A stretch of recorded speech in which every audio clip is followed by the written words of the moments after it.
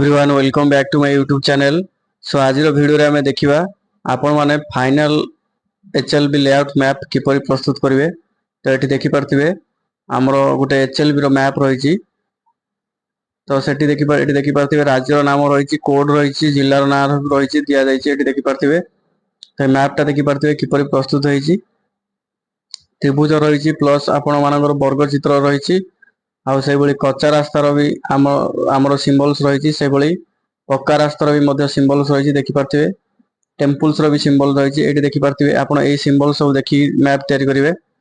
नदीर देखि पार्थिबे नदीर सिंबल्स केमति रही, केनाल रो सिंबल्स रही, पोखरी रो सिंबल्स रही, मंदिर, मस्जिद, गिरजा, गुरुद्वार इत्यादि रो भी सिंबल्स रही। से भली स्कूल, डाकघर, पोस्ट ऑफिस थिले स्क्वायर करी ता भितरे एस लिखिवे, पोस्ट ऑफिस थिले पी लिखिवे।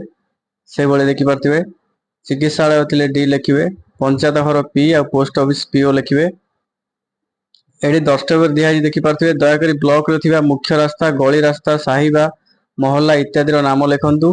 मंदिर, स्कूल, चिकित्सालय, पंचायत घर, डाकघर प्रभृति समस्त नाम आपण मानकु लिखिबाकू पड़िबो। गणना ब्लॉक मध्य गृह नंबर गुड़िक क्रम दिग चिन्ह द्वारा दर्शाନ୍ତୁ। आपण माने गृह जो नंबरिंग गुड़िक से गुड़िक आपण माने तीर चिन्ह द्वारा दर्शाइबे। एठी देखि पार्थिबे दिया जाइछि दिग चिन्ह द्वारा दर्शाନ୍ତୁ। एठी देखि पार्थिबे पूरा चिन्ह द्वारा आइडेंटिफाई हेछि देखि पार्थिबे। तो एठी आपण मानकर एटा रहिछि कच्चा रास्तार सिंबल्स देखि पार्थिबे रहिछि डॉटेड लाइंस। से बळी पक्का रास्तार सिंबल्स रहिछि, से बळी टेम्पल्स रहिछि दार बेकि देखि पार्थिबे चित्र मध्य रहिछि। तो एटा आपण मानकु करिया पई पड़िबो। तो एई भली आपण माने प्रस्तुत करिवे आपण मानकर एचएलबी लेआउट मैप। ए मैप टी को आपण माने भलसे देखंतु। एठी देखि पार्थिबे एठी रहिछि उत्तर दिग रहिछि। तो एई पटे आपण मानकर देखि पार्थिबे उत्तर दिग रहिछि। से भली स्टार्ट हेछि देखि पार्थिबे। तो एई भलिया देखंतु आपण माने मैप प्रस्तुत करिवे। फास्ट आपण माने रफ स्केच करिवे, देन आपण माने फाइनल लेआउट मैप करिवे।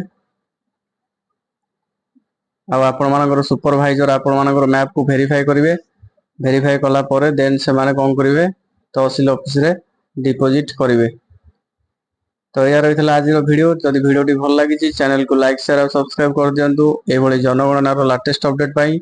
सो thanks for watching this video.